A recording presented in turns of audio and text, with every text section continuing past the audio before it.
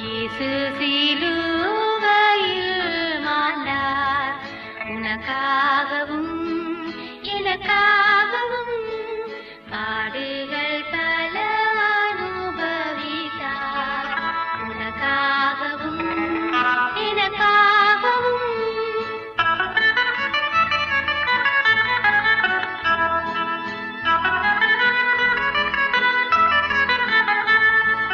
நதியை போலி ரத்தம் பாடிந்தது, மரணத்தின் கூரம் ஓடிந்தது.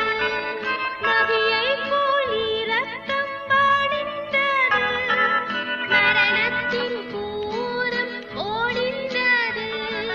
பாவப்பரிகாரம் யாவும் ஓடிந்தது, பாவப்பரிகாரம் யாவும் ஓடிந்தது.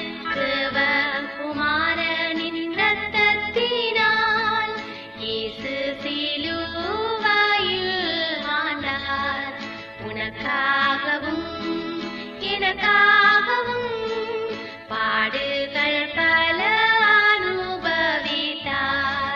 உனக்காகவும் எனக்காகவும். கர்த்தருக்குள் அன்பானவர்களே, அனுதினமும் கிறிஸ்துவுடன் தியான வேளைக்கு உங்களை அன்புடன் அழைக்கிறோம். இன்றைய தியானத்திற்கான வேத வாசிப்பு ஆதியாகமம் 20ஆம் அதிகாரம் வசனங்கள் 1 முதல் 18 வரை. தியானத்தின் தலைப்பு, சோதனைக்கு தப்பிக்கொள். உத்தம இருதயத்தோடே நீ இதை செய்தாய், நீ எனக்கு விரோதமாக பாவம் செய்யாதபடிக்கு உன்னை தடுத்தேன். ஆதியாகமம் 20ஆம் அதிகாரம் வசனம் 6. வீட்டில் எலிகளை பிடிப்பதற்காக நாம் பொறிகளை வைப்பது வழக்கம். எலிகளுக்கு எவை அதிகம் பிடிக்குமோ அதைத்தான் அந்த பொறியிலே வைப்போம். அதுவும் எலியை சுண்டி இழுக்கும் தேங்காய் துண்டை சுட்டு வைப்பதும் வழக்கம். அந்த மணத்தினால் சுண்டி இழுக்கப்படும் எலிகள் பொறியில் சிக்கி மாண்டுவிடும். இது போலவே தான் சாத்தான் நம்மை கவர்ந்து இழுக்கும் வண்ணம் பொறிகளை வைப்பான். நமது பலவீனங்களை நம்மை விட அவன் அதிகமாக அறிந்து வைத்திருக்கிறான். அந்த பலவீனங்களினூடாகவே துவாரமிட்டு நுழைந்து விடுவான். ஆனால் இங்கே அபிமெலேக்கின் வாழ்விலே அவ்விதமான ஒரு சோதனை வந்தது. அதிலிருந்து தப்பிக்கொள்ளும்படிக்கு தேவனே அவனுக்கு உதவி செய்தார். காரணம், தனக்கு ஆபத்து நேரிடக்கூடாது என்பதற்காக தனது மனைவியாகிய சாராளை தனது சகோதரி என்று தான் ஆபிரகாம் அபிமெலேக்கிடம் சொல்லியிருந்தார். ஆக அபிமெலேக்கு உத்தம இருதயத்தோடே தான் அவளை தனக்கு மனைவியாக்கிக் கொள்ள துணிந்தான். ஆனால் யாவையும் அறிந்திருந்த தேவன், சாராளில் தமது திட்டம் நிறைவேற திட்டமிட்டிருந்த தேவன் இந்த நேரத்தில் குறுக்கிட்டு அந்த கொடிய பாவத்துக்கு உட்படாதபடிக்கு அபிமெலேக்கை காத்து கொண்டார். அவன் எதுவும் அறியாமலேயே அந்த சோதனையில் விழ பார்த்தான். தேவன் அவன் தப்பிக்கொள்ளும்படிக்கு உதவி செய்தார்.